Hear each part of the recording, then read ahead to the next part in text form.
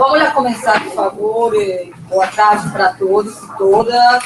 É um prazer para os estudos urbanos a realização desse pequeno evento que faz parte do ciclo de apresentação do trabalho das pessoas, do programa de mestrado, mas também de outros convidados, e que trabalha no Centro de Estudos Urbanos. Nesta oportunidade, a gente vai apresentar um grupo de tem a ver com mobilidade feminina em Belo Horizonte e com práticas e experiências em movimento.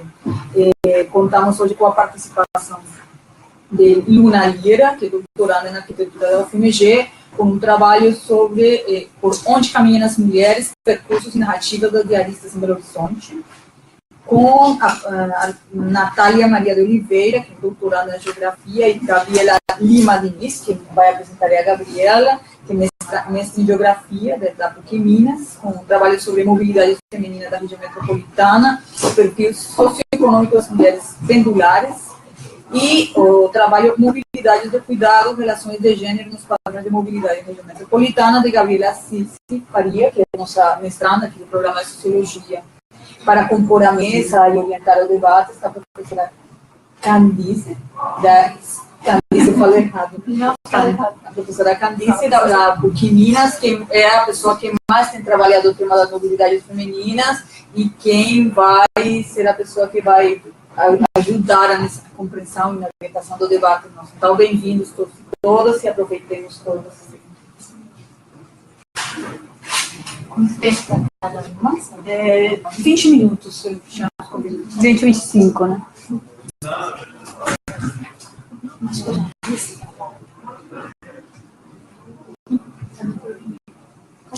Deixa que eu falei. Visualizar. Fala mais alto? Tá. Isso. Aí eu vou falar bem. Boa tarde. Meu nome é Luna, eu sou doutoranda lá na Escola de Arquitetura. E eu, na verdade, esse trabalho aqui, que eu vou falar um pouquinho para vocês, foi o meu trabalho de mestrado, né, minha dissertação. E aí eu queria trazer duas imagens que eu acho um pouco de como começou o meu interesse por esse assunto. Assim. Eu comecei pensando sobre as mulheres no espaço público e como que era essa possibilidade de estar no espaço e como ela era diferente para mulheres e homens. E aí isso é uma foto da Marcha das Vadias em 2015 e essa aqui em 2014. E esse era o debate mais forte, assim, na época que eu estava entrando no mestrado, era o debate mais forte que se tinha sobre mulheres na cidade. Assim. Existia muito essa discussão sobre assédio, sobre a questão do transporte, do vagão rosa. E aí eu comecei a andar pelas paradas de ônibus, pelos pontos de ônibus, comecei a conversar com as mulheres dentro dos ônibus. E o que eu percebi foi que, na realidade, existiam muitas mais questões que afetavam as mulheres do que só o assédio. Assim. Apesar de que ele é um tema muito importante e urgente, ele não é tão cotidiano quanto várias outras questões. E aí foi quando eu comecei a me aprofundar na questão da mobilidade, assim. Como que essas distâncias, como todas as atividades que as mulheres tinham que fazer na cidade, ir trabalhar, né, ir fazer compra e tudo isso, cuidar dos filhos, dos idosos, dos doentes, tudo isso era dado conta, assim. E aí aqui também uma outra imagem que eu acho interessante, que é daquela campanha Street to Feel. E eu escolhi esse recorte porque, se você for ver, foi uma campanha muito interessante, assim, de meio que para as mulheres colocarem uma situação de assédio num site colaborativo e com isso fazer uma espécie de denúncia, mas também de alerta, né? E é interessante que, se você for ver no caso de Belo Horizonte, praticamente todas as denúncias estão aqui nessa parte muito central da cidade, né? Então diz muito também de uma campanha que tem um público, um alcance muito específico, né?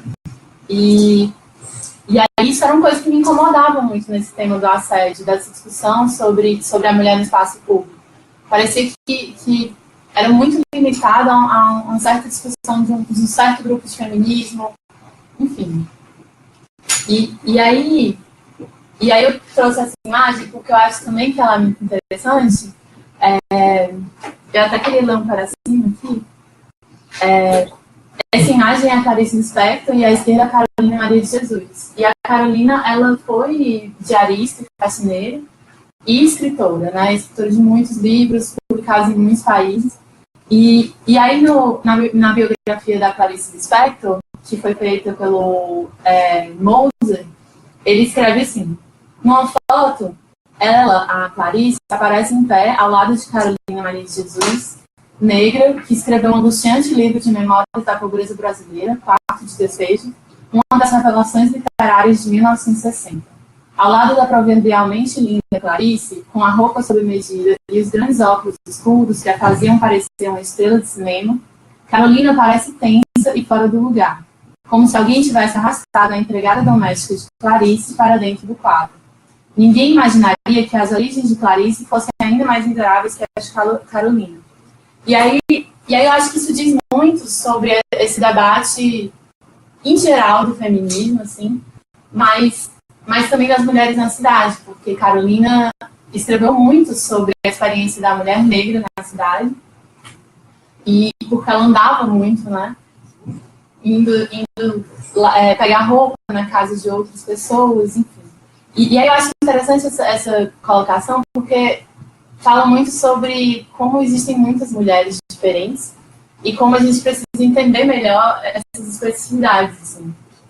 E aí, por isso, de alguma maneira, eu acho que eu fui escolhendo como sujeito da minha pesquisa as mulheres faxineiras que moram na região metropolitana de Belo Horizonte e que trabalham no centro.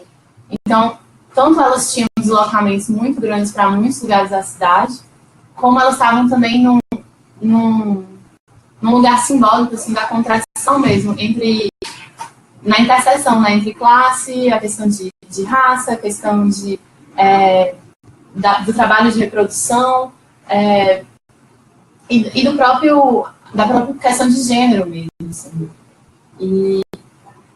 E aí, na pesquisa, o que eu fiz foi acompanhar algumas mulheres assim, que moravam em diferentes cidades da região metropolitana, e que sempre faziam esses percursos muito longos, né, de mais de 2 horas, às vezes até 4 horas por percurso. E eu fui fazendo a entrevista no próprio caminho delas, dentro do ônibus, né, enquanto esperava o ônibus, andando a pé dentro do mercado central. E a ideia é que no próprio percurso, esses temas, né, da vida cotidiana delas e das dificuldades, e como que era isso, tudo, surgissem, assim. E aí eu acabei percebendo nessas entrevistas que eram meio percursos, não sei, assim, eu chamei de narrativas itinerantes porque era isso, era uma coisa em movimento mesmo. E que não era exatamente uma entrevista, não era exatamente uma narrativa minha de uma perspectiva etnográfica, né? Era uma coisa meio mais clara, assim. E aí esses 3 temas foram o que mais surgiram, assim, nas conversas. A questão do próprio deslocamento, que era sempre muito, muito difícil, extenuante, do custo também do transporte, e de como esse transporte não era pensado para as necessidades daquelas mulheres, porque elas precisavam fazer muitas paradas. Elas saíam do trabalho, iam no mercado central, ou elas iam numa vendinha ali, no sacolão, faziam uma série de pequenas paradas até entrar no ônibus mesmo para ir para casa. Então, e o transporte ele é pensado muito trabalho-casa, não tem parada, não tem caminhar, não tem integração, né? Principalmente em Belo Horizonte. E a questão do trabalho de reprodução está muito ligada a isso, assim, porque elas vão fazendo trabalho de reprodução no próprio decorrer do percurso, porque é quando dá tempo, né? Quando elas não estão de fato trabalhando. E essa coisa do cotidiano periférico, assim, das dificuldades que era em morar num lugar muito longe do trabalho, com pouca infraestrutura muitas vezes, mas que também às vezes tinha, sim, possibilidades de resistência, assim, também de uma vida mais digna, porque você poderia ter uma horta, como era o caso de uma senhora que eu entrevistei, às vezes era onde era perto da escola dos filhos. Então, existem muitas contradições e complexidades nessa discussão, né? Assim, não dá para dizer também que é tudo muito ruim. Assim. E aí, eu trouxe aqui um relato, só para a gente ter uma noção do que eu estou falando, né? Quando nos encontramos, Dalva disse que precisava comprar umas coisas para a mãe, que só encontraria no centro, e fomos andando. Depois, passamos na lotérica, o prêmio da Mega Sena estava acumulado, e ele pediu tanto um jogo. Dalva conhece tudo por lá, anda muito tranquilo. Comenta que só compra em promoção e ali sempre acha um. No caminho até a parada, ia olhando todas as lojas e me indicando as que gostava. Ela é muito generosa, compartilha as espertezas, onde comer, comprar roupas, brincos, etc. Também, às vezes, leva carne de mercados próximos dali, por sair mais em conta. Mas prefere fazer feira no bairro para não carregar peso na volta para casa. Costuma aproveitar a saída do serviço para fazer compras, mas conta que quando leva a filha, prefere ir ao shopping, que também tem promoções, é mais seguro e confortável. Lá pode tomar um sorvetinho, sentar, sem correr o risco de ser assaltada. Então, é meio isso, assim. Existem muitas coisas a serem feitas nesse percurso que muitas vezes uma pesquisa de origem e destino, como é feita hoje em Belo Horizonte, não dá conta. Em 500 páginas de pesquisa, né, da pesquisa mais antiga, você tem, sei lá, uma tabela sobre a questão da mobilidade feminina. Como dar conta disso, né, se nós somos metade da população? E aí, assim, outro relato também que eu acho interessante para suscitar um pouco a discussão, assim, no caminho até a parada, Jean explica que prefere ficar do outro lado da avenida, quando o ônibus ainda está no sentido centro. Se ficamos na parada sentido Sabará, ele já vem lotado. Em Sabará, o ônibus vai esvaziando, mas Jean fala que estamos perto e não se senta. As ruas são estreitas, muitas de calçamento, outras com o asfalto já desgastado. O ônibus tem dificuldade de passar pelos vielas, seguindo em baixíssima velocidade. Ela reclama que o ônibus a deixa a 2 quadras de casa, como se fosse uma distância muito grande. Não mora na rua do ônibus, né? São, na verdade, 4 quadras, tortuosas e mal conectadas. Caminhamos a pé desde a parada até em casa, descemos por uma escada improvisada em um barranco para cortar caminho. Cruzamos um campinho de futebol que ocupa toda a rua, seguimos pelo asfalto e depois por uma rua de calçamento bastante inclinada e precária. Sua casa fica no meio da ladeira. E aí eu acho interessante isso, assim, também, para pensar um pouco como essas distâncias são relativas, assim. Não sentar no ônibus porque já está pertinho, mas ainda falta muito. Mas é quase como eu só descanso quando eu chegar em casa. E ao mesmo tempo, essa relatividade da distância do ônibus até a casa. E aqui no centro de Belo Horizonte, 2 quarteirões é nada, assim, qualquer pessoa caminha. Mas o caminho desse ponto de ônibus, desse bairro de Sabará, é muito diferente, né? Você tem barranco, você tem uma escada improvisada, você tem um campinho que ocupa a rua, você não tem calçada, você não tem poste de luz. Então, essas distâncias, elas também não são necessariamente quantificáveis, assim, da mesma maneira, né? Dependendo de em que cidade, em que bairro você está. E aí, por fim, um outro relato, assim, que eu acho também que pode ser legal para a gente pensar. Quando Jandira chegou à capital, há mais de 50 anos, tudo aquilo era chamado de Venda Nova. As fronteiras políticas não estavam tão claras, uma vez que tinham pouca importância no cotidiano das pessoas que ali viviam.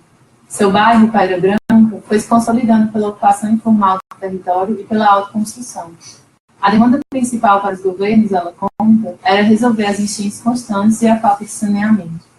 Na espera, soluções paliativas iam sendo tomadas pelos próprios moradores. No caminho da estação Venda Nova do Move até sua casa, cruzamos a fronteira entre Belo Horizonte e Ribeirão das Neves, sem nenhuma interrupção perceptível na paisagem, há muito conurbada. Ao longo do percurso, ela narra algumas grandes obras e mudanças na paisagem, com a construção da Avenida Filarinho, que hoje cobre o curso d'água homônimo. A intervenção de grandes proporções contrasta com a precariedade no entorno de sua casa. Ao descermos do ônibus, caminhamos algumas quadras em terra batida, passamos por um corredor estreito, entre duas casas, e avistamos uma ponte improvisada com cabos de madeira sobreposta. Ela cruza um pequeno córrego natural sem canalização. Passamos uma por vez, lentamente e cuidadosamente. Do outro lado, subimos uma escada estreita e finalmente chegamos à sua rua. Então, acho que o que ficou muito forte, assim, perceptível nessas narrativas itinerantes, né, nesses percursos, foi os contrastes entre cidades que existem no mesmo caminho, assim, que sai do centro, né, da zona da centro-sul, até essas cidades da região metropolitana. Assim. E como que essas distâncias muito grandes, não pensadas para as mulheres, né, para essas várias paradas, para essas pessoas que têm que cumprir essas distâncias muito grandes e fazer muitas conexões, como que isso se transparece numa conversa assim, muito natural, assim, para as pessoas que eu entrevistei. É muito natural esses problemas, assim, eles estão de certa maneira quase como que é a vida, é assim, não há nada que fazer, existe uma certa passividade, assim, que é diferente daquela imagem lá do começo, né, dessas mulheres organizadas que de alguma maneira conseguem, numa força do coletivo, reivindicar coisas. Essas mulheres que eu entrevistei, elas não estão organizadas nem numa associação de bairro, nem em nenhum tipo de grupo. Elas estão completamente isoladas, porque o trabalho de diarista é fundamentalmente só, né? Elas não conheciam quase nenhuma outra diarista, inclusive. Elas sabiam delas mesmas e de alguns vizinhos, assim, mas não existia uma forma de organização, de discussão, Então, de certa maneira, acho que muito urgente esse debate que a gente vai estar fazendo aqui, para como alcançar essas pessoas que estão completamente atarefadas, né, sem tempo para refletir sobre e se organizar mesmo coletivamente, para reivindicar coisas. Como está meu tempo? E aí, para concluir, é interessante também, no final dessa caminhada com essa mulher, a Jandira, ela me falou que ela tem uma roça que ela vai nos fins de semana e trabalha, assim, o dia todo, no sábado e no domingo, depois de ter trabalhado, né, durante a semana, como diarista. E ela falou que isso era a coisa mais importante da vida dela, era essa roça. Que ela tinha vindo da roça e a roça não tinha saído dela, então ela precisava desse espaço.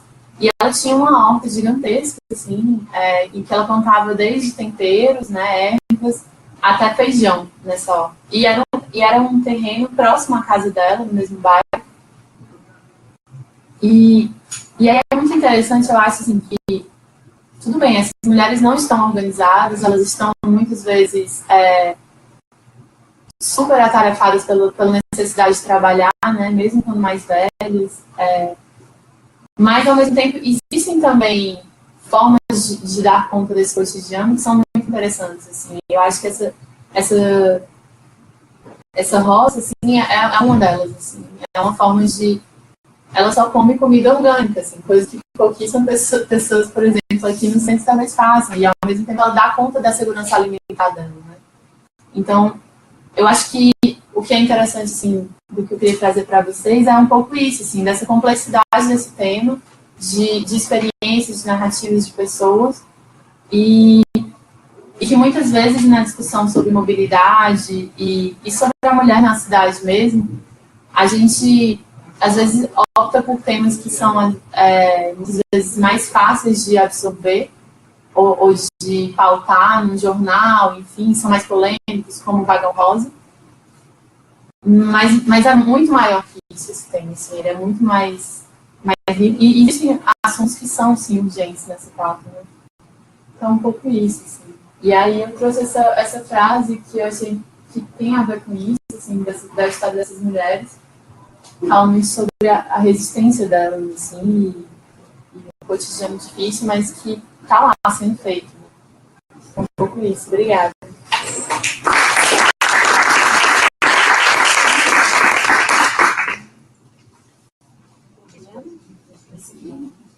Seria Gabriela, né? Natália não pode.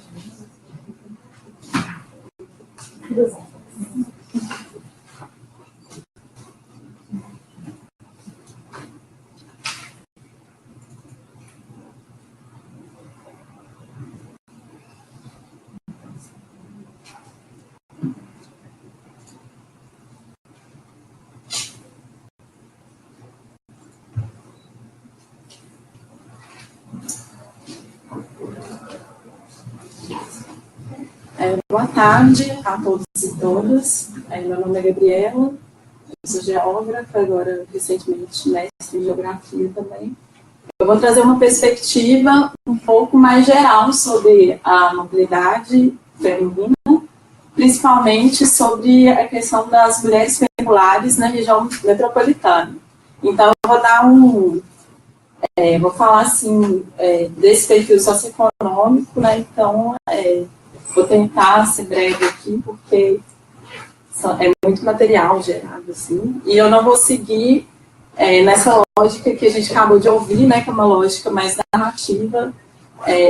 Então, assim, é um estudo mais geral sobre o perfil socioeconômico das mulheres pendulares. Quem fez esse trabalho comigo foi uma colega minha, chamada Natália, e que ela não pôde vir hoje. Primeira coisa, só para a gente introduzir o conceito, né, sobre o que seria, então, essa mobilidade pendular. São os deslocamentos que implicam na saída e retorno diário do lugar de moradia para o lugar de trabalho e ou estudo, havendo aí, então, a transposição dessas fronteiras municipais temporariamente. É diferente da mobilidade residencial, que pressupõe a mudança de residência da população pelos processos de aumento do preço do solo urbano e das migrações de longa distância, que estão intrinsecamente relacionadas às mudanças mais intensas do mercado de trabalho. No caso aqui, eu trabalho com os dados do censo e peguei especificamente a mobilidade por motivo de trabalho. A pergunta, então, seria quais os padrões espaciais desses perfis socioeconômicos das mulheres pendulares, considerando, então, o local de trabalho e o local de residência. O objetivo é analisar esses padrões na região metropolitana, né, desse fluxo de mulheres pendulares por motivo de trabalho, conforme esse perfil. E depois, assim, como a gente não tinha muito tempo, então eu trouxe, sabendo que iam ter algumas apresentações mais ligadas à questão laboral, eu trouxe as ocupações, né? Como eu disse, eu peguei os dados, eu usei os dados do censo, e aí uma coisa interessante que no censo você pode utilizar principalmente ali para falar da pendularidade, uma pergunta que é assim: retorna do trabalho para casa diariamente. Nem todas as pesquisas, eu pesquisei bastante, nem todas as pesquisas utilizam essa pergunta, e às vezes ficam muito mais relacionadas à circulação do que esse conceito de pendularidade que necessita dessa ideia de retorno diário, né? Para falar das ocupações, eu usei essa classificação brasileira de ocupações, que também está disponibilizado pelo IBGE, e aí esses grandes grupos, né, eles estão organizados aí em 9 grandes grupos. São grupos que estão agrupados tanto pela atividade quanto pelo o nível de instrução também. Então, às vezes, os dirigentes, eles não chegam a ser sempre dirigentes de todas as... não chegam a ter assim, uma diferença socioeconômica. Assim. Eles não chegam a ter uma renda mais alta. Pode ser um dirigente de um restaurante, por exemplo. Acho que para contextualizar, né, a questão da mobilidade, principalmente da mobilidade pendular, é interessante mostrar a mancha urbana da região metropolitana, que, como a gente pode ver, né, o que a gente ouviu agora há pouco, nessa questão questão da conurbação. Então, a mancha urbana da região metropolitana, essa área aqui em cinza, ela tem uma tendência a seguir mais para o oeste do que para o leste, principalmente por conta da interferência da serra, do Curral. E a gente percebe também que a mancha ela acaba seguindo aqui as principais vias, né? Principalmente a BR-381 e a 040. Aqui do lado eu fiz um mapa sobre a evolução da mancha urbana, né? Então, assim, a região metropolitana ela foi criada na década de 70 e a gente percebe que em 2010 houve um estilhaçamento aí, uma dispersão maior dessa população e das áreas edificadas dentro da região metropolitana. Um pouco do perfil das mulheres pendulares, né? Contagem é o município que mais concentra mulheres pendulares, né? Sendo aí 40.334, se a gente for ver aqui a diferença entre mulheres e homens, né? O total de pendulares são 475.391 pessoas que fazem esse movimento diariamente na região metropolitana. E aqui a gente vê que as mulheres fazem parte aqui 40,6% desses trabalhadores, né? Eu estou falando aqui da população ocupada. Pela ocupação, a ocupação que ficou mais evidente dentro dessa relação de pendularidade são as ocupações elementares. Então, aqui entraria as empregadas domésticas, os catadores de papel, são ocupações assim, de baixo nível de escolaridade e com baixo rendimento. Depois vem, né, os trabalhadores de serviços, vendedores e comércio, e aqui entra muitas coisas, assim, até, digamos assim, pessoas que prestam todos os tipos de serviço, e geralmente com uma escolaridade e rendimento mais baixo também. Então, é o segundo na lista dessa hierarquia. Esse perfil aqui, ele acaba repetindo um pouco o padrão da região metropolitana como um todo. Em relação à cor, raça, né, são 50%, aqui, ó, 50% das pessoas que fazem esse movimento estão classificadas aqui, responderão ao censo como sendo, se declararam pardos. Depois vem as pessoas brancas, e depois aqui no censo é preta, né, que eles usam. E em relação ao nível de instrução, o nível de instrução que mais tem, né, desse grupo de mulheres pendulares é o médio completo e superior incompleto.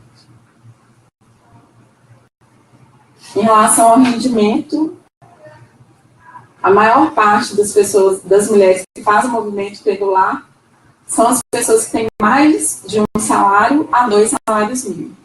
Depois vem as mulheres que têm até um salário mínimo. A gente fez alguns exercícios de fazer esse mapeamento das origens e dos destinos. E aí, só para chamar atenção em alguns municípios, a cor aqui não ficou muito boa, mas esse município aqui é Belo Horizonte.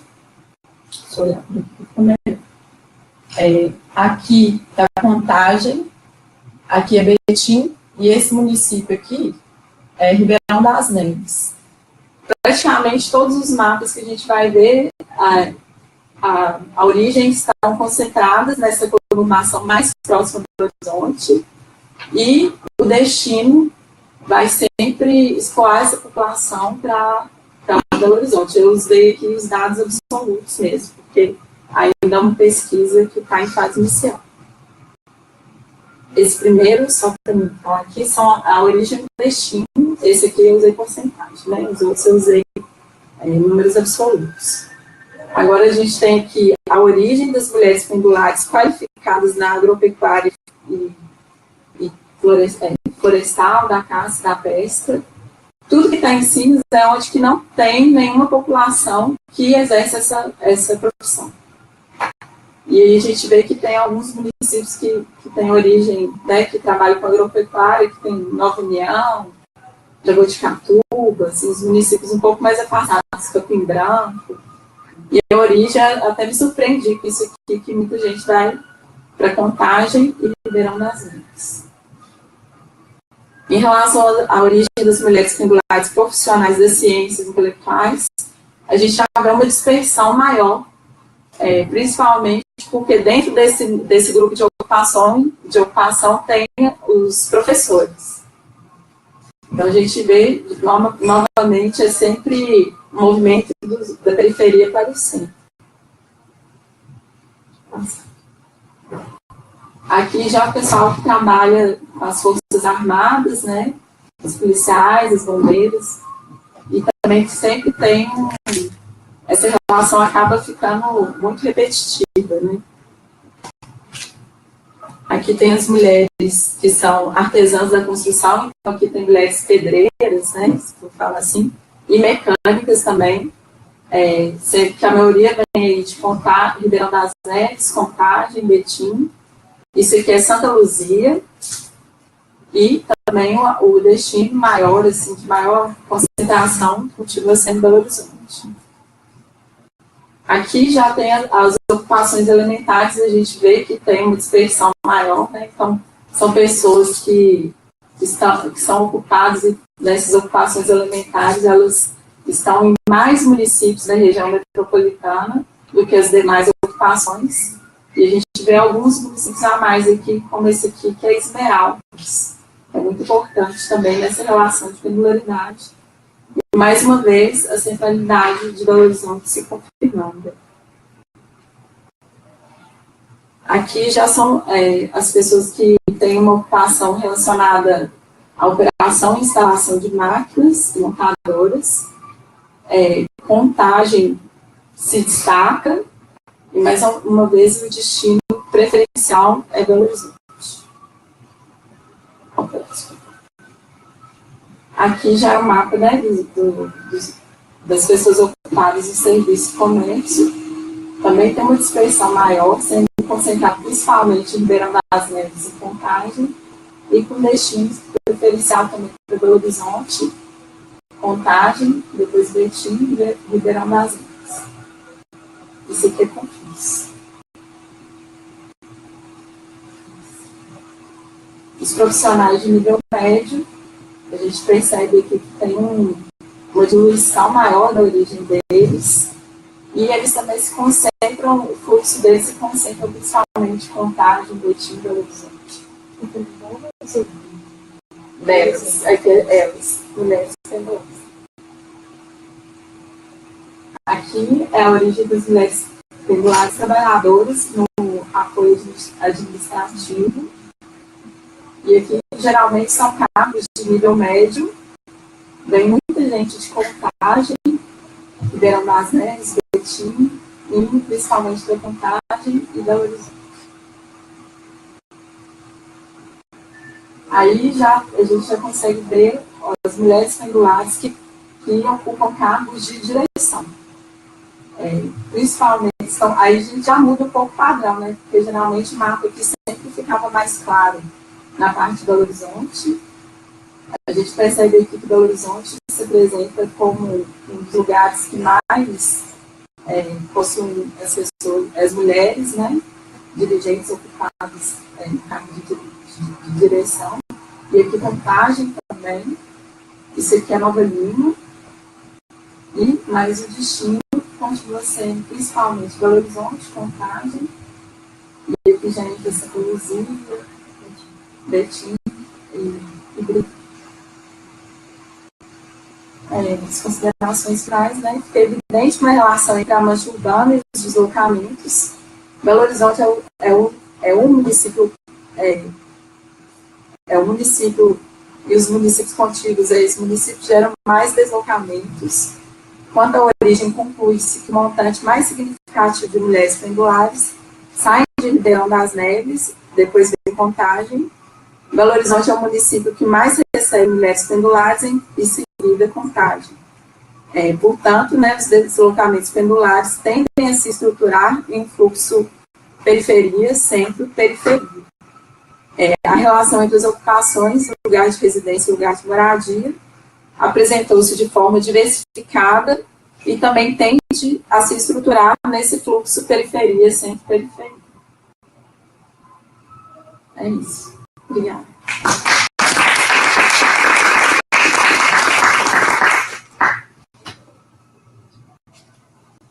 E eu acho que isso tem algumas complicações na construção da nossa interpretação, dos analistas e pesquisadores, né?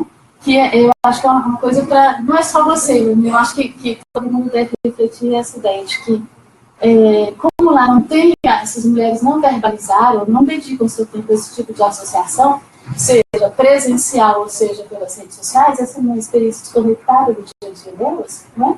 Não quer dizer que seja a ausência de preocupações de associações, né? Ou de outras formas de sociabilidade que dão sentido à vida e que produzem formas de solidariedade entre mulheres. Uma dimensão da vida que tem muito tempo, que ocupa muito tempo das mulheres, né?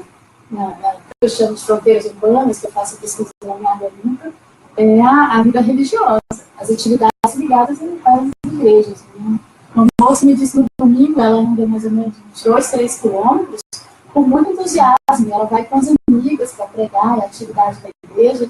Então, é uma forma de associação que tem uma presença cotidiana, né, nesses lugares, e que é uma forma das mulheres conversarem entre si, falarem das suas questões, solidárias também, mas não é a mesma dinâmica que a gente vê para essas moças mais dos centros urbanos ou ligadas nas redes sociais, acesso à campanha do Chega de Chufre, que normalmente a geração de vocês está participando desse tipo de feminismo em rede, né? Então, eu acho que tem uma questão metodológica de não dizer assim, eu não encontrei isso lá, mas há outras coisas, né? E há outras formas de refletir sobre a própria condição que não se dão nessa linguagem, né? Inclusive, quando a gente faz pesquisas sobre mobilidade, questão de uso do tempo, né? Porque quando a gente está falando de mobilidades femininas ou masculinas, a gente está falando de uma questão associada, que é o uso do tempo. Né?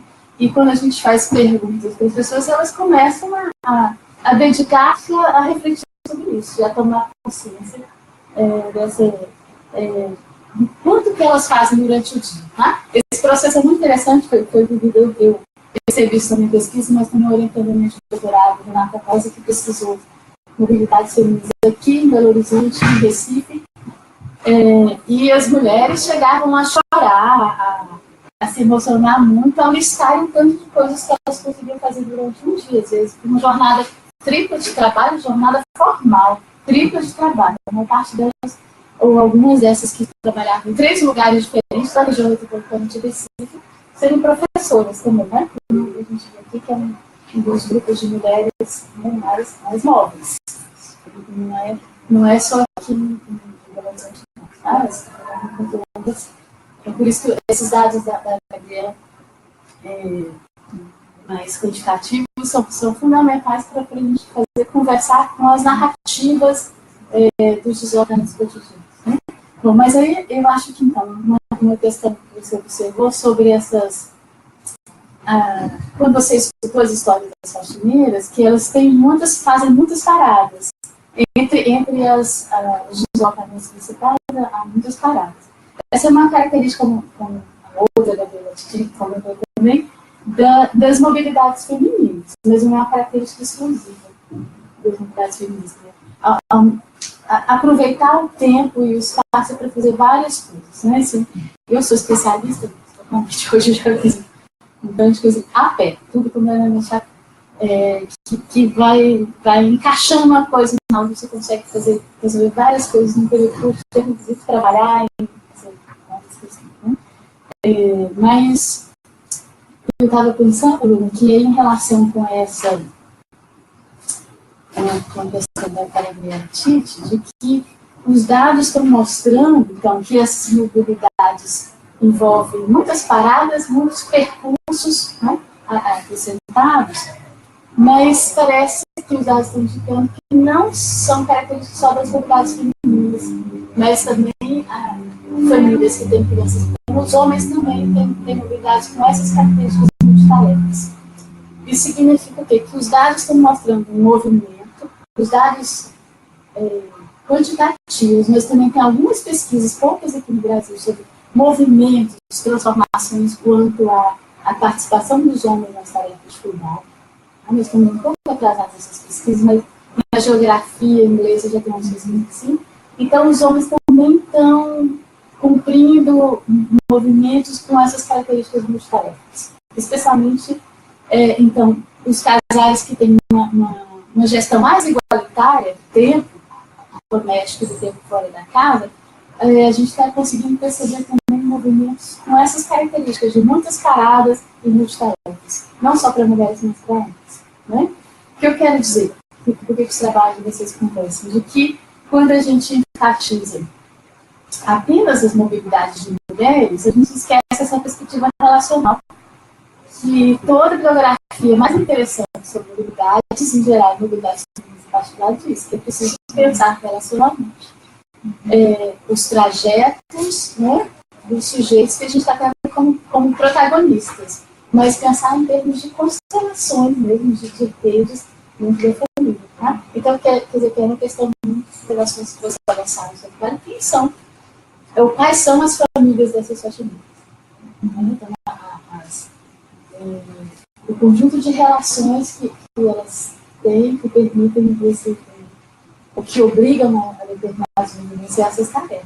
Né? Então, uma dimensão de cuidado, mas sem que a gente fique considerando para sempre que isso é algo associado principalmente à experiência feminina, que existem mudanças a esse processo. Né?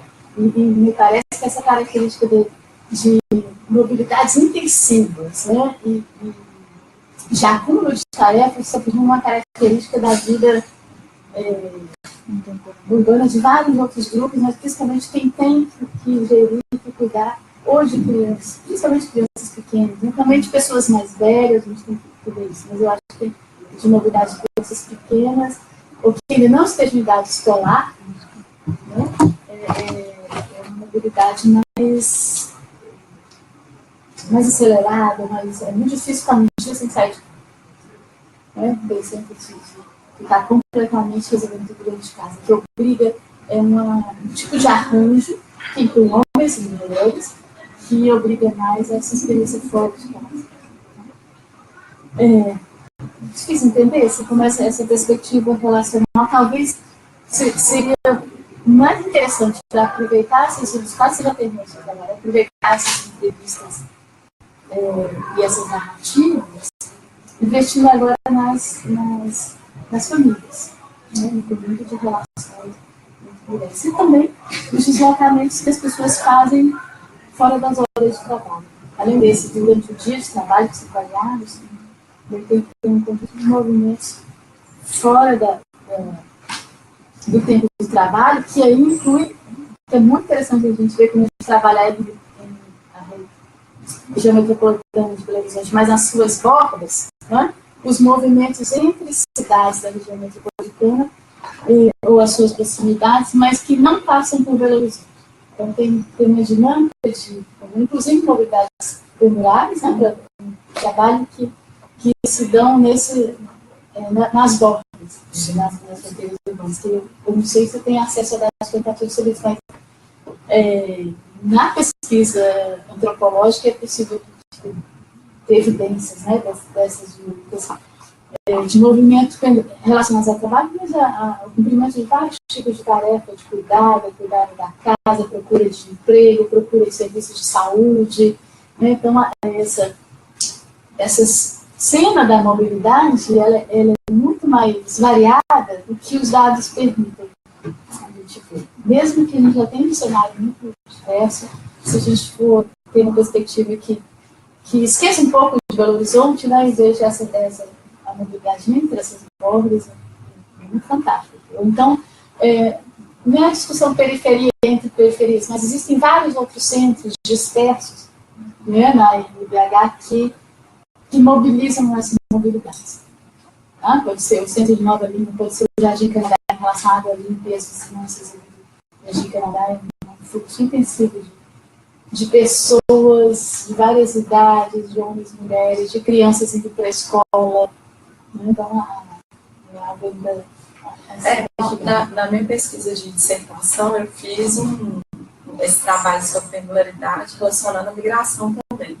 Mas na parte de pendularidade, eu até consegui fazer essas relações entre, né, esse movimento que não fica só centralizado em Belo Horizonte, mas Belo Horizonte ela sempre fica no topo, assim, mesmo quando a gente faz um uso do dado, assim, comparando o número de pendulares em relação ao número de pendulares do município e tudo mais, Belo Horizonte continua sendo centro, né? Centro atrator, mas tem essas mobilidades a pé, de distâncias mais curtas, de posto de saúde no CRAS, em busca de Bolsa Família. Essas metodologias. Assim, ela não capta essas mobilidades.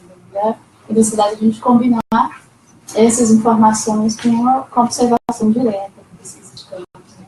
E com o trabalho de acompanhamento, com o Goalong, né? Que o Lula fez também. Né? Mas um Goalong do dia inteiro, né? do sombreamento, mas o estilo que a Paula Hirão costuma fazer, que é o acompanhamento do dia inteiro do percurso de aula de uma pessoa.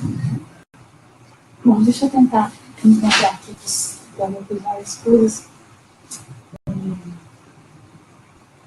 Então, tem um comentário que o Luna fez sobre as limitações, vocês também concordam, da pesquisa Origem e Destino para dar conta das multiplicidades das experiências de mobilidade na cidade ou entre cidades, né? E aí, eu acho que a gente precisa acrescentar novas formas de pesquisa, com os dados das pesquisas qualitativas, que a gente fala em várias maneiras, para orientar políticas. Eu acredito que uma pesquisa chegue a dar conta dessas minúcias microscópicas da mobilidade. Na verdade, é uma combinação de referências que vão tornar as políticas mais abrangentes em termos de todo o universo das experiências, né? Se aproximar dessa abrangência. Bom, eu tenho uma questão aqui para a Gabriela, a respeito dessa que a Gabriela diz, sobre, talvez você tenha percebido isso a respeito da mobilidade pendular, o fluxo mais intenso de contagem para Belo Horizonte, né? E aí é importante, quando a gente trabalha a região metropolitana, a gente considerar as gradações de distância, onde em contagem, onde investir, onde Nova Lima, qual é o ponto de partida, né? Então, esses dados, eles trabalham no município como um todo, mas há várias gradações de distância.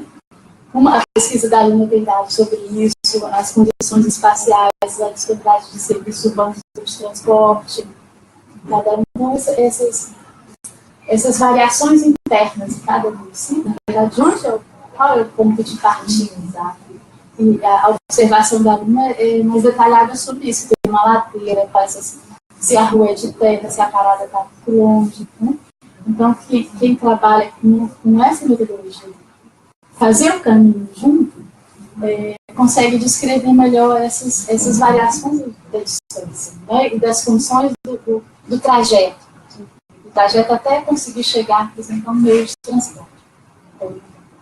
Por isso que torna a necessidade da combinação dos nossos esforços de pesquisa. Né?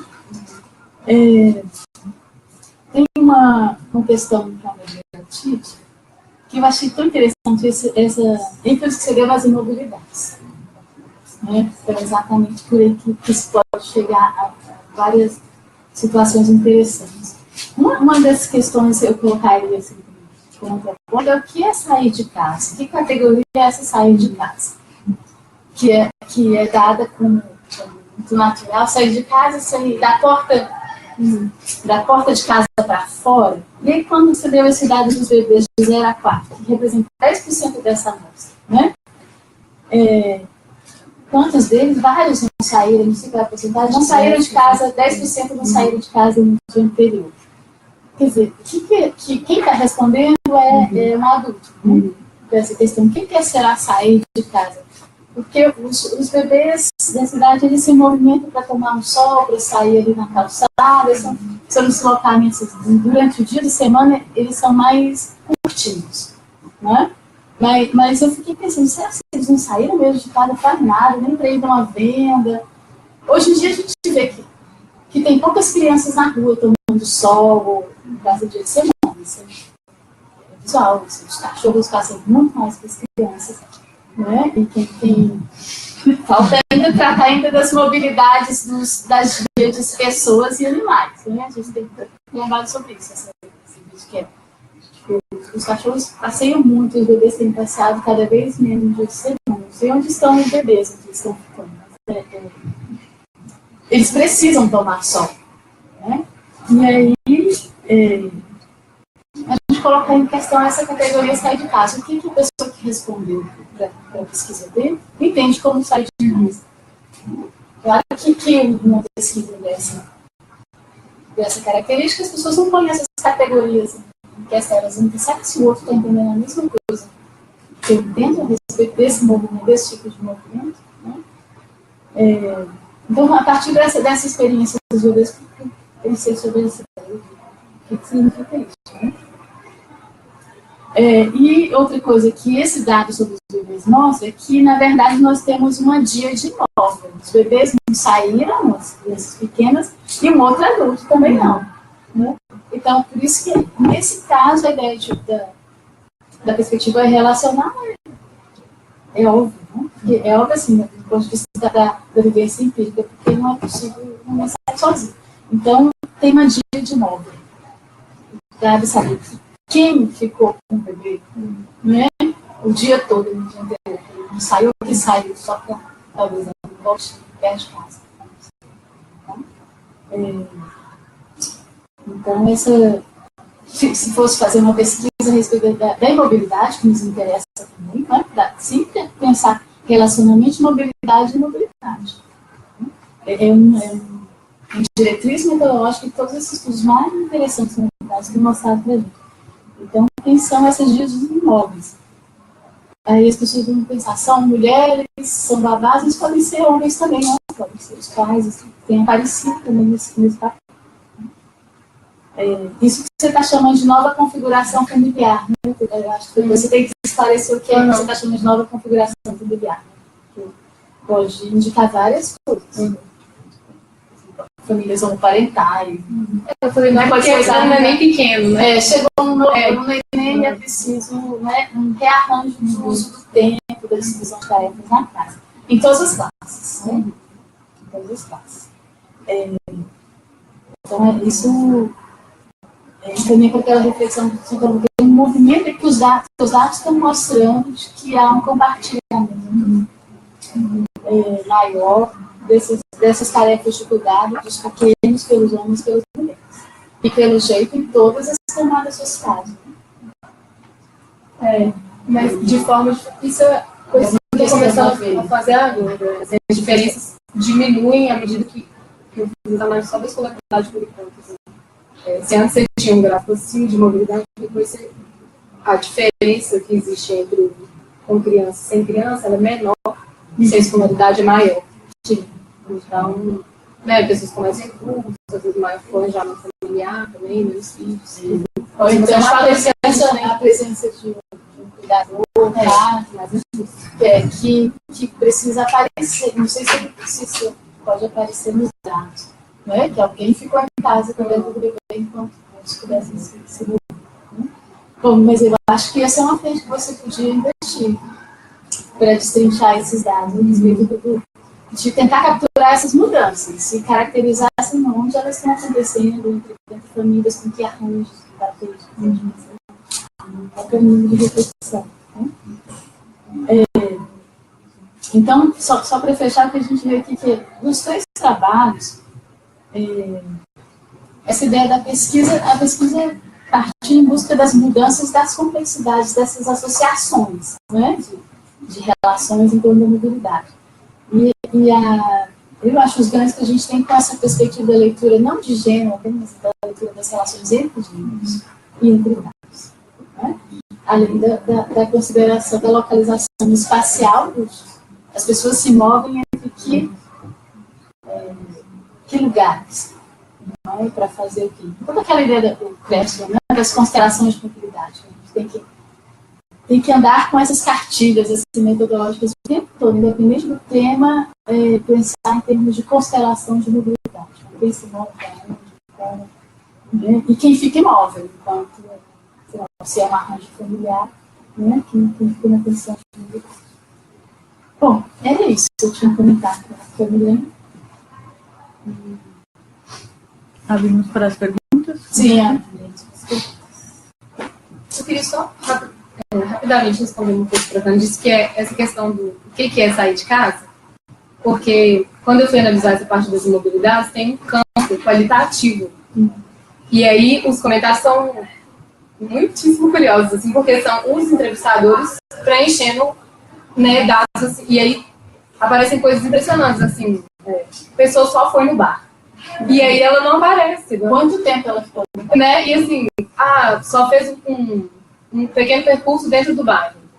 E aí não entra. Então, o que é sair de casa? A pessoa ir no bar e tomar uma cachaça, né? Assim, e aí isso não entra, né? Não é considerado. Enfim, aparecem várias coisas. Essa questão dos bebês também.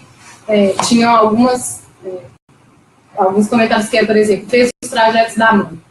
E aí, né, cola, né, as mobilidades. Então, isso realmente são das mais minuciosas, que é difícil a gente também saber como que o entrevistador entende e como que a pessoa que está sendo entrevistada também entende isso. Não, você sai de casa ontem? Não. Eu fui ali, comprei um pão, sei lá. Com neném junto. E às vezes, assim, tem coisas muito interessantes. Por exemplo, se você for uma vizinha que mora no mesmo prédio, você saiu de casa. Pessoas que têm a residência e o trabalho no mesmo lugar, né? Tem cabeleireira e atende na garagem. Você sai de casa para trabalhar? Então tem uma multiplicidade de razões dessas pessoas que não saíram de casa, mas que se moveram, né? Uma escala de um bebezinho, né? Ele sai do quarto e vai lá, né? O que é isso? Não é muito sensorialmente percebe isso de outro jeito. É muito interessante mesmo. É uma pergunta que também a gente ficou pensando, né, como lidar com esse campo qualitativo que é em outra pesquisa. Em outra pesquisa, mas que é uma pista assim, pesquisa trabalhar com mobilidades das crianças. Tem algumas frentes que a gente não explorou, eu acho. A mobilidade das crianças, a mobilidade das pessoas apresentadas, os cachorros, que a gente sai para passear com cachorro, né? E a gente tem que investigar o que tudo isso significa. Deslocamento, uso do tempo e construção de redes, de relações. Né? De vivências da cidade, de vivências do espaço. São pelo menos duas frentes que eu imagino ainda para avançar no conhecimento detalhado, mas microscópico. Rafael? Isso. Pode perguntar? Sim. Boa tarde. Não consegui ver sua apresentação. Eu queria fazer uma pergunta sobre a apresentação da mobilidade individual. Quando você mostra muita coisa que eu disse, já contou, que eu também falo, mas só para complementar um pouco, quando você mostra a partir das ocupações, a origem do destino, começou a me ficar um pouco confuso se a mulher que sai de uma cidade, mas a origem dela é uma cidade, o destino pode ser a mesma cidade? E se sim, isso é uma pergunta. Tipo, se, por exemplo, ela se produzia, mas só que o destino dela é se produzir. Como é que isso ou ela vai sair sem produzir? Os dados só vão mostrar a pessoa que deslocou de cidade em cidades. E a minha segunda pergunta, da maneira que você mostra essa comparação, não fica muito claro, que mostra que porque há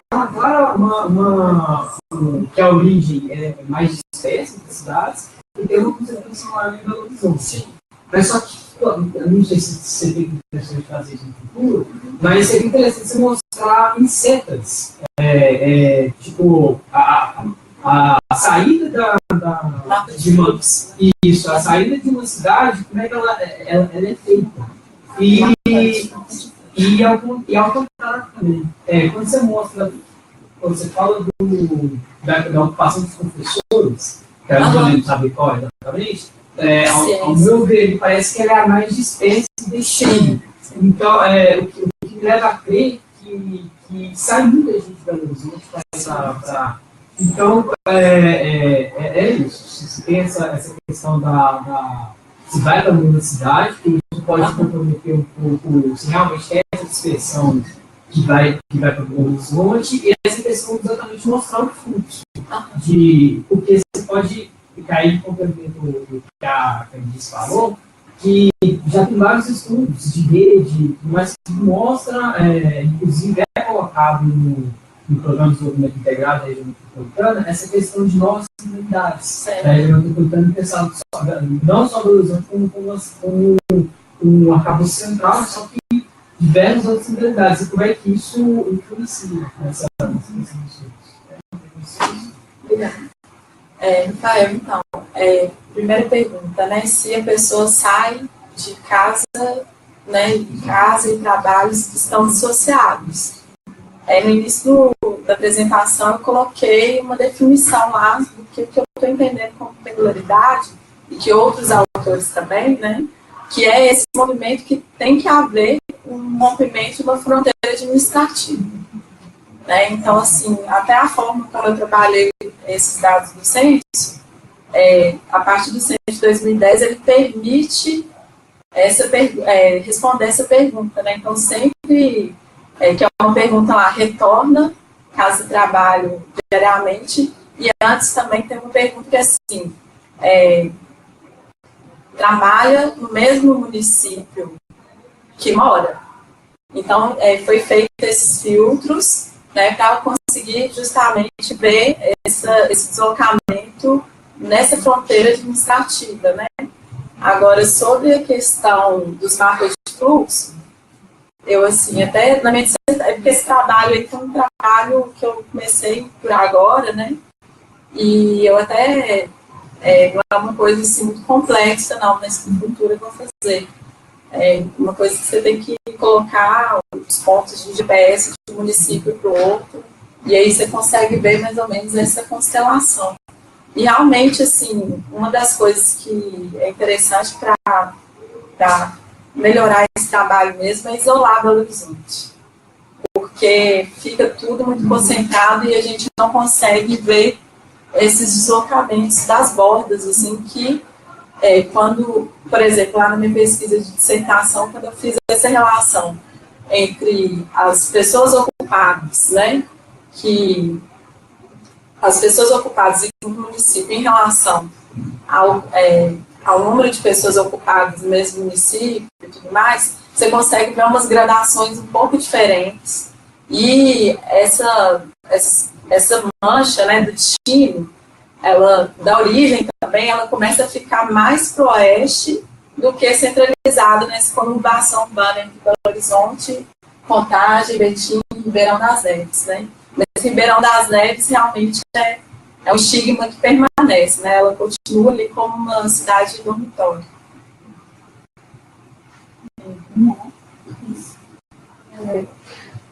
A primeira pergunta tem a ver com o que a gente falou. Porque ele é muito incompleto, porque eu não sei que estudo que é esse, mas eu estou ouvindo algumas pessoas falando que a divisão de tarefa doméstica em classes mais populares ela tende a ser menos desigual do que em camadas mais novas. E se isso se reflete nos dados que a Gabi achou, por exemplo, né, de bebês pequenos, por exemplo, né, de cuidado, assim. A outra, que é uma pergunta que a gente estava se fazendo no CEUB, para fazer um questionário, que é o seguinte, acho que não sei se não pega isso, mas dessas novas formas de trabalho, que não tem o trabalho de segunda a sexta de 8 a 17, né? De pessoas que trabalham 12 por 48 enfim, trabalham a cada não sei quantos dias, ou, por exemplo, cabeleireiro mesmo, que vocês deram exemplo, no trabalho segunda ou terça, depende da demanda, não sai de casa e tal. Como medir isso, né? E a outra é sobre o trabalho da aluna, como você teve acesso a essas mulheres, como você chegou a elas, né? Que é uma questão minha também, assim, como é que eu vou chegar nessas pessoas perguntando sobre a vida delas, o que elas planejam? Deixa eu só engatar a pergunta, que a última tem a ver com essa última da Bruna, que eu queria saber da aluna, assim, como, exatamente isso, como você chegou das mulheres e o que você fez sobre a mente, né? E como que elas receberam isso, eu queria que você falasse um pouco mais dessa...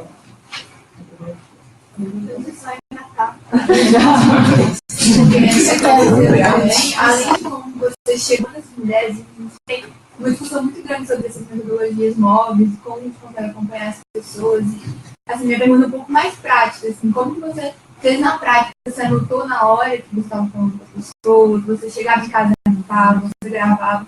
Eu também tentei fazer, assim, na monografia eu fiz um trabalho de campo que eu aplicava uma ficha numa situação de venda no BRT. E era muito complicado, assim, eu demorei tempo para conseguir achar uma forma, que no caso foi gravando áudio e tal, para preencher essa ficha, que era uma coisa muito quadrada, que eu não conseguia fazer na hora. E aí tem sempre essa escolha entre escrever na hora e perder algum dado que você não consegue ver, ou escrever depois e esquecer o que você viu. Você teve esse problema? Um detalhe, sim, eu vi que você acompanhou a rotina de trabalho delas, né? Como que você faz? Você se deslocava para lá, por exemplo, eu vi provavelmente sair de madrugada, você se deslocava para lá, por exemplo, de carro, no seu veículo, deixar o veículo na casa da pessoa e acompanhar a pessoa, como que era essa logística de fazer isso? Porque assim, até por uma situação anedótica, não sei se vocês lembram da campanha do Calil, o Calil acompanhou as pessoas e fez. E aí, ele ia 4 horas da manhã com a equipe de reportagem para o ponto de ônibus. Aí era um negócio que assim, mudava toda a rotina da pessoa de receber aquela equipe para depois ir para o trabalho. Isso causa um impacto na rotina e tudo mais. Então, só esse detalhe sobre isso, como é que era.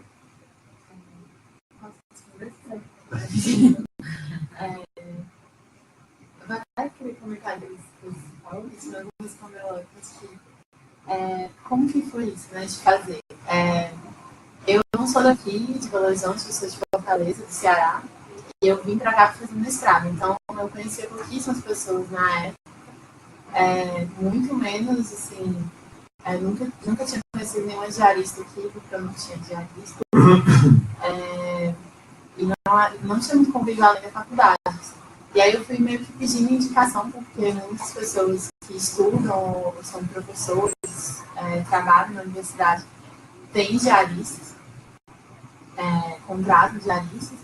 E aí foi muito assim, contato de alguém que conhecia alguém. Normalmente eram pessoas mais distantes, não eram pessoas colegas, né?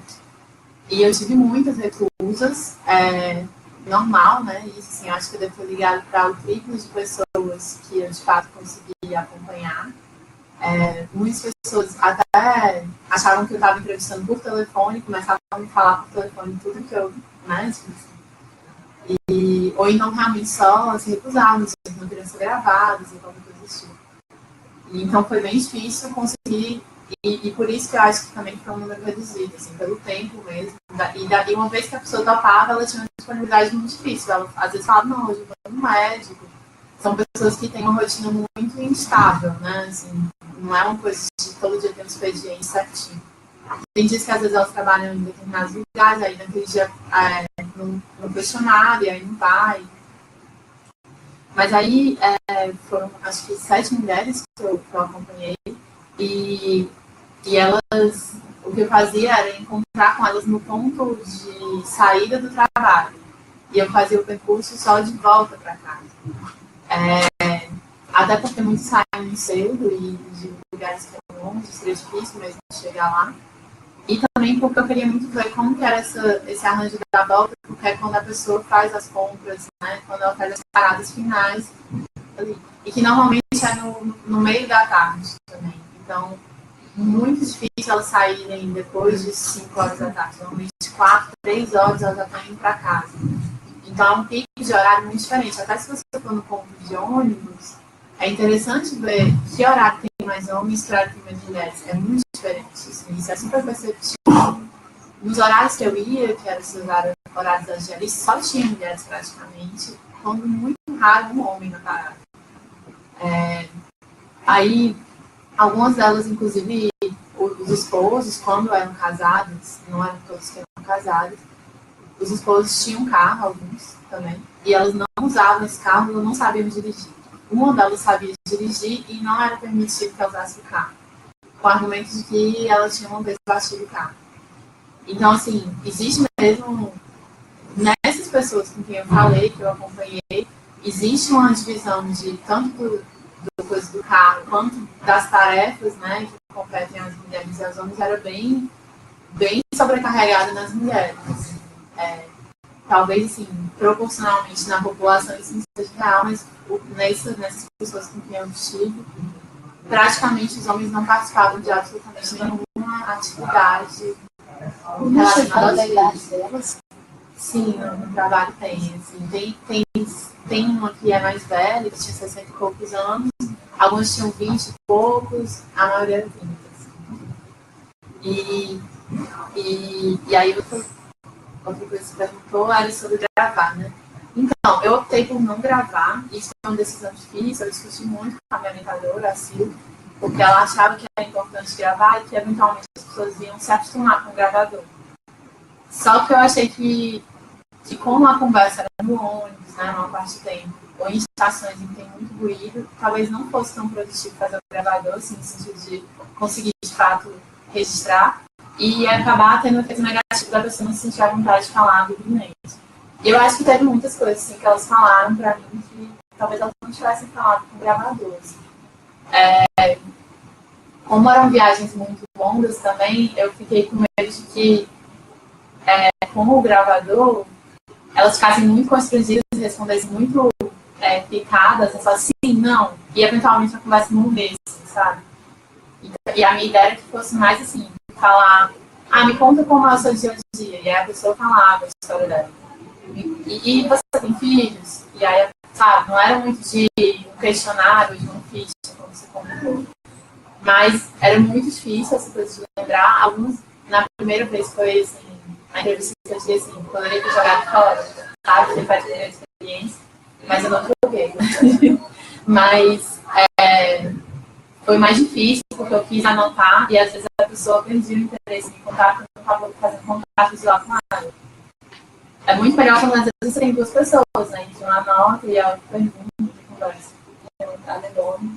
Isso também. E aí o que eu fiz? Eu comecei a tentar entender melhor a narrativa daquela mulher como uma estratégia mesmo de memória, né? Se eu entender a história dela, eu vou lembrar do que ela estava me contando. E quando eu me despedia dela na porta de casa, eu ia para casa, voltava gravando um áudio, contando tudo que eu tinha ouvido. E aí, com isso, eu conseguia chegar em casa e fazer um relato. Aí, então, tinha dois registros, né? O áudio, e aí eu fazia um relato, ia comparando. E aí, no final, na citação, entrou um registro que foi... O terceiro registro foi eu passando a limpo essas impressões dessas duas coisas, né? Não foi nenhuma coisa nenhuma. Não sei se eu respondi. No mapa também, você faz um outro registro. O mapa, esses mapas que eu mostrei, e que tem o tempo de viagem, os tipos de percurso, né? Por exemplo, se ela usou ônibus, se fez baldeação, se usou a pé. Eu queria ter sido até mais específica, assim, mas faltou perna mesmo, assim, seria uma outra... E foi até uma coisa super cobrada, assim, na banda. Aí, só respondendo a Candice, que eu achei super muito interessante, uma é essa questão da consciência histórica do feminismo e desses novos feminismos.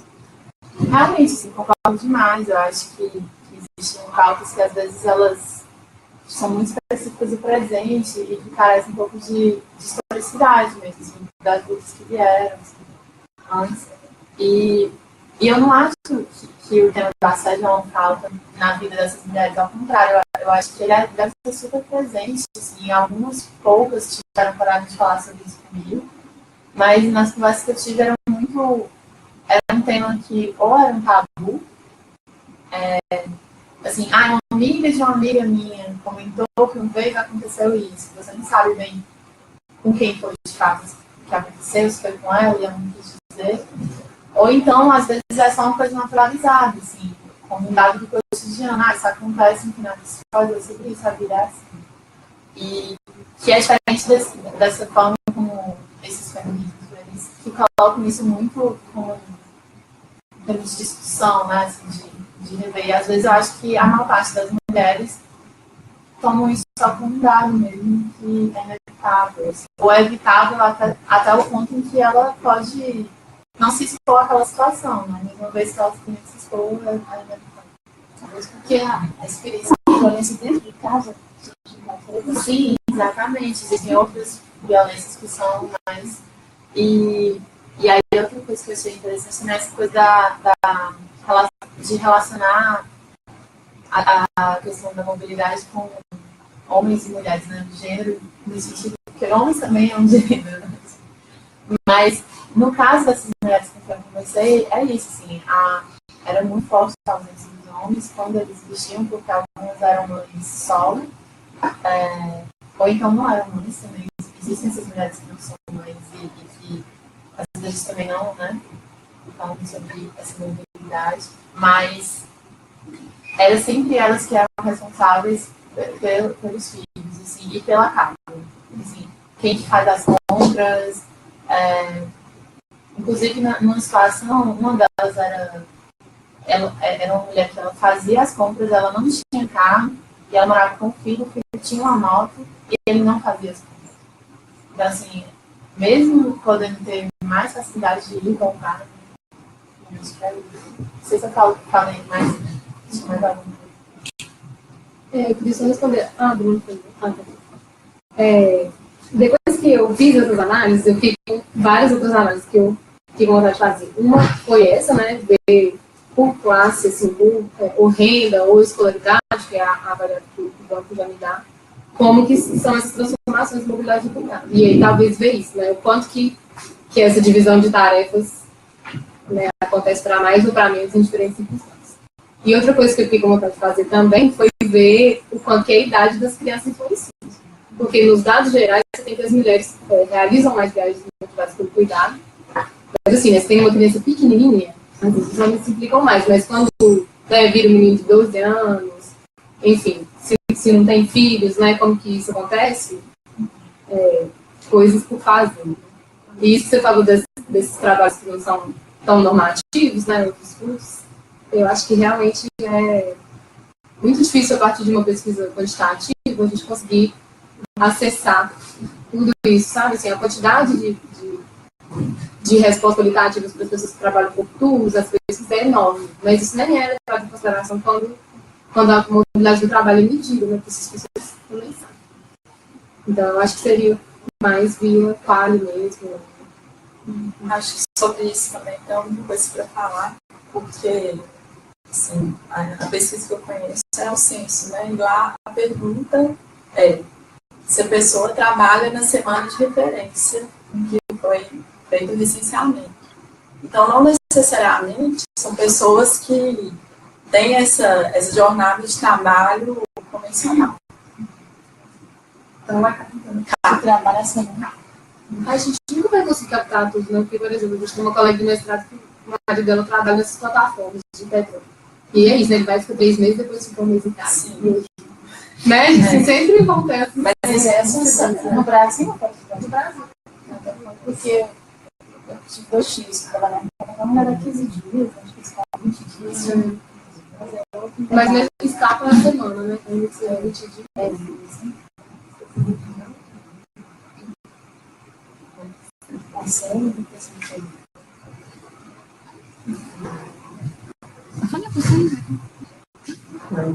A minha pergunta é parecida com a da Gomes, eu ia perguntar. A minha professora justamente o contrário.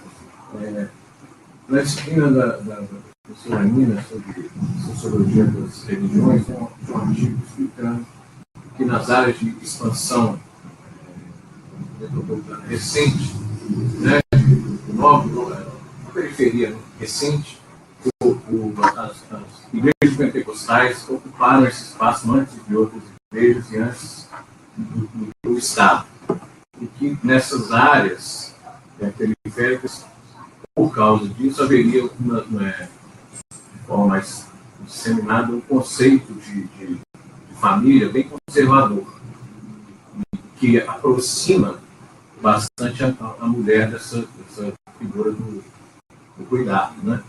Uma separação de tarefas bem nítida. Inclusive, um artigo, eu até comentei sobre o seu, um artigo falava de uma certa restrição de mobilidade da mulher por questões, às vezes, até de machismo. A mulher não pode ir no bar, a mulher, ela fica meio restrita a fazer atividades ligadas ao cuidado e ligadas à igreja. E um outro artigo, que trata também de áreas periféricas, esse já na disciplina da IUME, que eu também fiz. Um pesquisador que chama Carolina Lasch, ela fala que do papel de políticas públicas que, se por um lado empoderam a mulher ao dar para ela, por exemplo, responsabilidade pelo dinheiro da política pública, no caso do Bolsa Família, e por outro lado reforça o papel da mulher nesse ponto de vista do cuidado. Quer dizer, em vez de você estar incentivando essa divisão de tarefas, você dá o dinheiro para a mulher e fala, é com você. Então, eu queria, a minha pergunta é como isso também impacta nas áreas periféricas mais pobres, porque também, assim como nas áreas do anel pentecostal, também são as áreas que mais recebem esse tipo de política pública. Eu queria saber se teve alguma correlação disso, né, dessa posição dentro do mapa, alguma diferença de tipo de mobilidade, basicamente é isso. Quando eu peguei a OAB pela primeira vez, essa era a primeira coisa que eu queria fazer. Eu queria referenciar os trajetos e as mobilidades das pessoas. Não fiz isso ainda. Eu fico fascinada por isso. Esse texto da Carolina Lasch, acho que abre os nossos olhos para uma série de questões assim, dessas políticas públicas, identitárias, enfim. A primeira coisa que a gente ouve é a revolução feminista no sertão, né? As mulheres estão gestionando seu dinheiro, não fica mais na mão do marido dele, né? Assim, tem uma visão muito cristalizada, né, do que é a mulher, do que é o homem nessa configuração familiar. E aí, esse texto mostra muito claramente que não, né? Assim, toma sua responsabilidade, né, pela economia doméstica, que sempre foi sua, vai continuar sendo, e o Estado vai, inclusive, te vigiar para ver se você está fazendo isso direito, né? Assistência social chegava na casa e ia lá, cadê esse cartão de vacina? Você está recebendo dinheiro? Próximos passos, assim, né? Tô começando. Eu quero muito fazer isso até para conseguir ver aonde que eu vou fazer essas entrevistas para ver se eu estou gostando, como fazer esse recorte, para fazer um pouco, não sei se esses mapas de fluxos ou mapas de padrões de mobilidade. Né? Eu acho essas perguntas ótimas, mas não tem resposta para nenhuma delas. Tinha uma época, ela teve isso. Isso é fácil. Não, tá. Não, é porque só que, por exemplo, seria para a prova de futuro, porque a gente falava sobre a questão dos planejadores.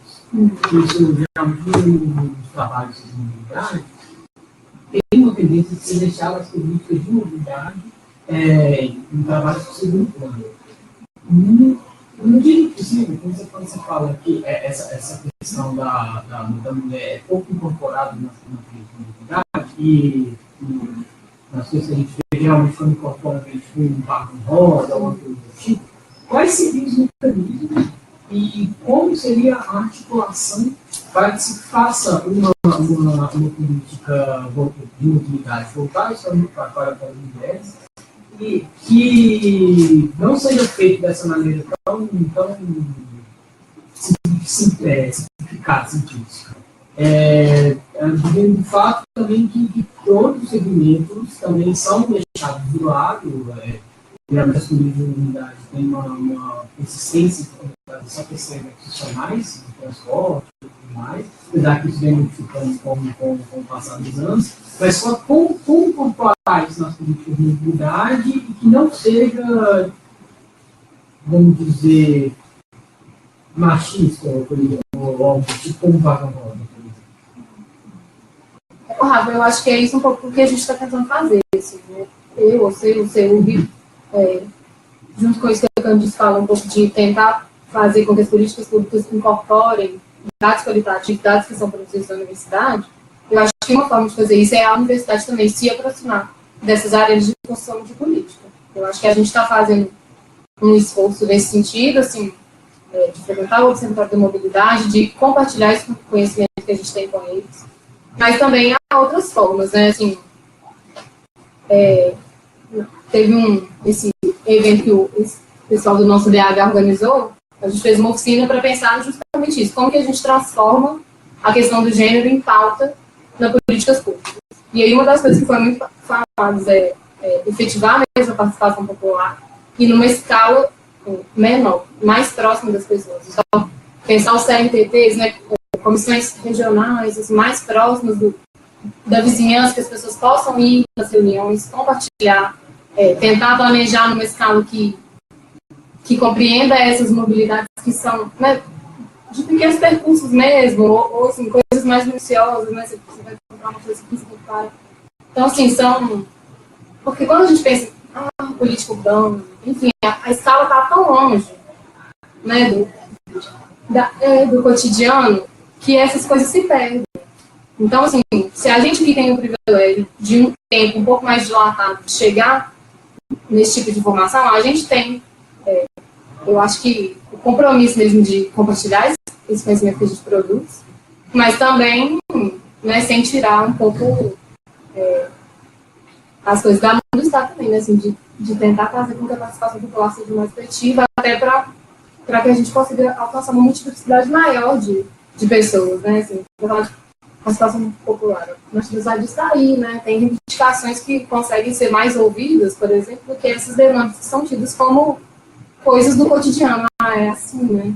Eu realmente demoro 4 horas para chegar em casa, né?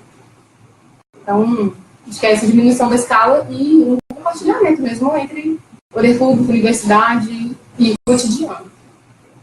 Eu queria comentar sobre isso, assim, que eu acho que essa dimensão da informação é muito importante, é uma coisa que não existe. Por exemplo, essas informações que vocês trouxeram, tanto no censo quanto na pesquisa dele, elas estão presentes nos dados brutos, né, nos metadados, mas elas não informam o relatório. Né? Tipo, no relatório elas não aparecem. Então, isso é muito grave, porque já existe a informação, mesmo que ainda assim deficiente. Mas eu acho que, para além disso, assim, em geral, uma cidade boa para todos é uma boa cidade para mulheres.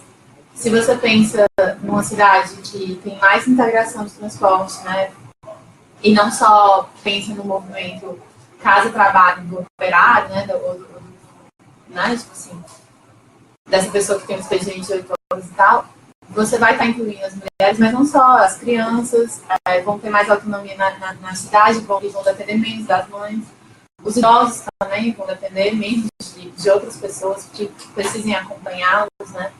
Então, assim, quando você pensa na autonomia das pessoas para se mover, e como que estrutura uma cidade que dá autonomia, né? Uma cidade que é mais segura, que tem mais infraestruturas de percursos a pé, que tem melhor integração entre modais de transporte, que tem mais serviços próximos à casa. Então, são cidades que têm zona hospitalar, zona de moradia. Então, assim, essas coisas já existem, assim, elas já estão lá, assim, sabe?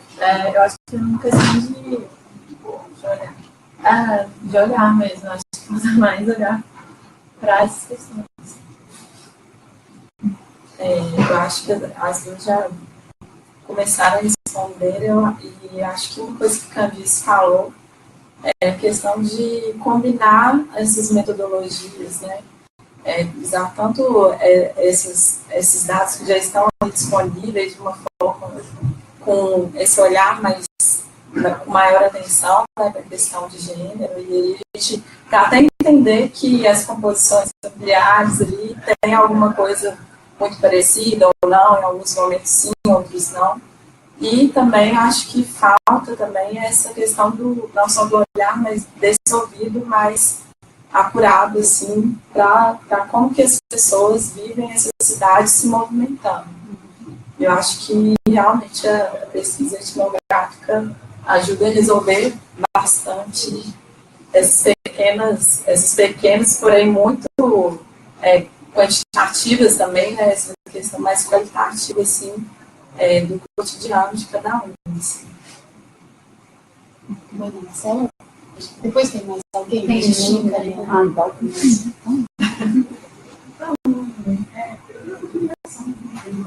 Esses protagonistas, fala só um pouquinho mais alto, então desculpa. essas protagonistas das narrativas, elas são como um grande grupo não unificado, na verdade. E aí, como que eu vou transformar, e se tem como um diálogo com o feminismo, esses problemas que são unificados de todas as mulheres em demandas realmente efetivas?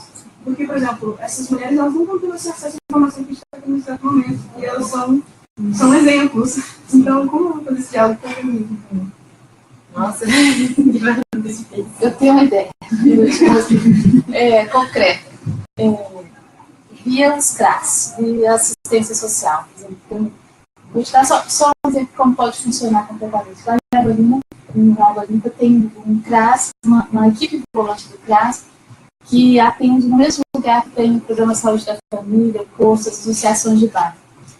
As assistências sociais já demandaram que tivesse palestras lá para homens e mulheres no sábado da tarde. Eles adoram conhecer, saber coisas novas, mas tem que ser de graça, e alguém que fosse falar sobre qualquer tema. Convida, as pessoas vão. Pode ser ligado à saúde, pode ser ligado à cidade, um filme, o que seja. Né? Eu acho que é uma via de entrada no lugar hoje. Impressionante são as equipes, tanto de saúde, né, os agentes comunitários de saúde, esses espaços, mas a assistência social. Você quer falar com esse grupo. Ou as associações de bairro que também existem. E estão lá cheios de atividades e algumas de propagação de conhecimento sobre o próprio bairro. Então a gente tem que ir mapeando esses lugares que estão demandando a presença de pessoas lá, mas a presença voluntária, né, e as pessoas querem conhecer mais sobre o mundo, elas estão muito abertas, mas falta essa disponibilidade. Até é muito difícil de articular com o transporte, você andar 60 km por dia. Como é que essas pessoas vão lá, a gente vai na universidade? Eles já me demandaram isso diretamente. E eu pedi uma lista de temas para ver se achavam alunos que estivessem concluído o curso, que fossem falar sobre política social, sobre cidadania. Imagino que seja uma possibilidade. Eu acho que isso que é a questão assim, de estar lá, no lugar onde as pessoas moram. Por exemplo, acho que acontecem muitas atividades assim, de grupos de mulheres, eventos, são muito centralizados, né?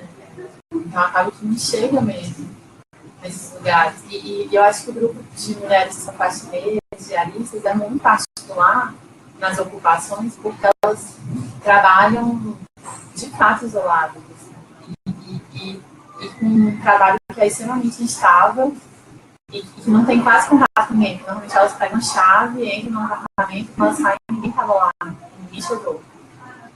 Eu acho um desafio mesmo, acho que traz uma forma interessantíssima, assim, que também alcança outras populações.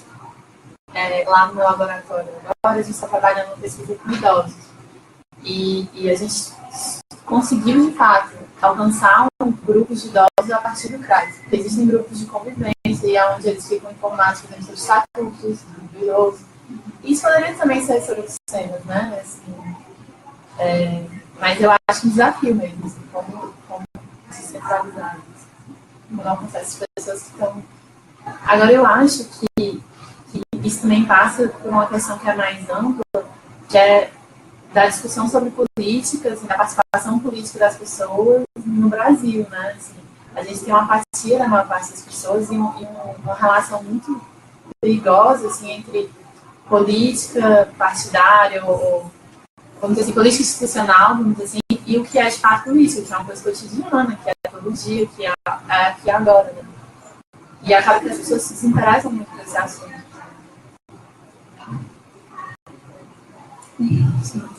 Bom, eu, na verdade, queria parabenizar as 4, e vamos ficar com as 3 apresentadoras, porque eu acho que uma das coisas que a gente tinha percebido em outros cenários de debate sobre o problema da mobilidade feminina será uma carga muito grande no problema da violência. E eu acho que entender as práticas das mulheres, as estratégias das mulheres, mesmo em condições de uma grande diversidade de capacidade, de escolaridade, de acesso a recursos, descentrar o debate só nisso, me parece, em outras dimensões, me parece uma coisa assim muito produtiva. E também parabenizar por outra razão, porque vocês conseguiram uma coisa que sempre a gente está discutindo, mas é difícil, é pensar o problema espacial, como pensar essa espacialidade nas pessoas. Essa espacialidade tem muitas escalas, né? De aluna que está pensando na escada, ou a Gabi que está pensando no problema da região metropolitana e os grandes centros, também mostrando os problemas dos próprios modos como problemas também que podem ajudar a compreender essa espacialidade e essas trocas da espacialidade. Assim.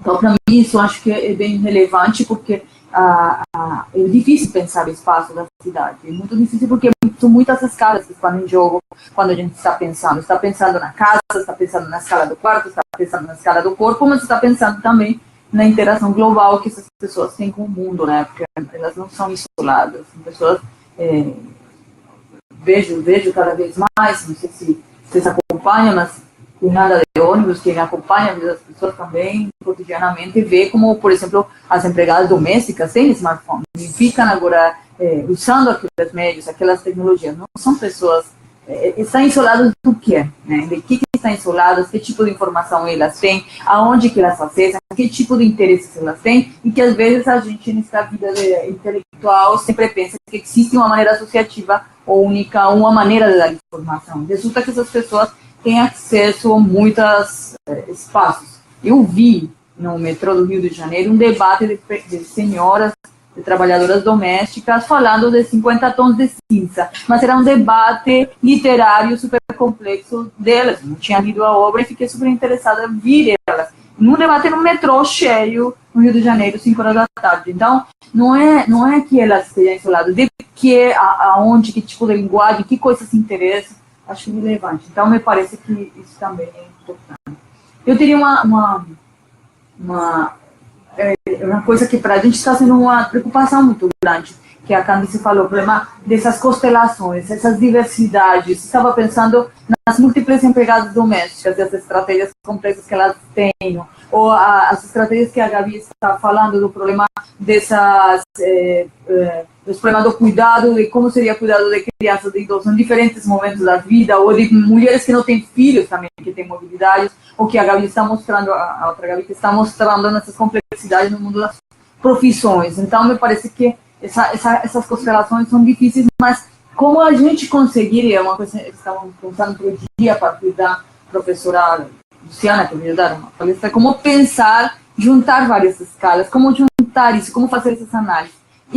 E aí vem uma segunda pergunta, depois de todos os parabéns, a segunda pergunta, e eu noto muito uma esperança nos métodos qualitativos em vocês, disso conseguir dar conta, incluindo a professora Candice, mas quando você trabalha nas prefeituras, quando você trabalha com os engenheiros, essa linguagem dos casos, um a um, da Júlia, da Maria, da Josefa, não significa nada, né?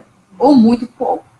E a pergunta é como que a gente consegue, desde a universidade, desde o trabalho que a gente está fazendo, construir pontes para que essas nossas linguagens consigam ser compreendidas por pessoas que têm uma racionalidade científico-técnica muito forte e racionalidades financeiras e nas realidades políticas muito inseridas em outras valorações. Como que a gente consegue?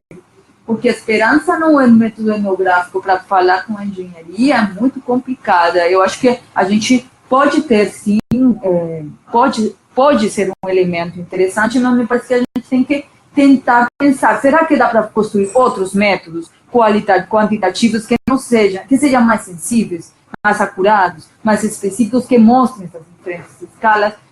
Eu tenho essa preocupação. E tenho essa preocupação porque tenho visto sua esperança. E quem trabalhou com engenheiros na prefeitura...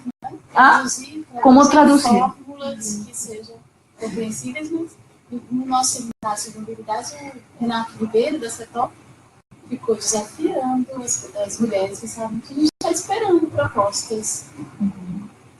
Estavam lá, mas ninguém chegou com propostas, estamos esperando que os movimentos sociais, pessoas associadas, né, os atores sociais, nos coloquem propostas. Eu estava pedindo dados, não, estava pedindo ideias. Mas as ideias vão atreladas também a coisas que possam sustentar. É campo aí de uma linguagem mediadora entre os achados de pesquisa empírica, etnográfica, né, de trabalho de campo e aquilo que esses dados apontam em termos de orientação de políticas. Quem vai fazer essa tradução? Eu acho que é a gente.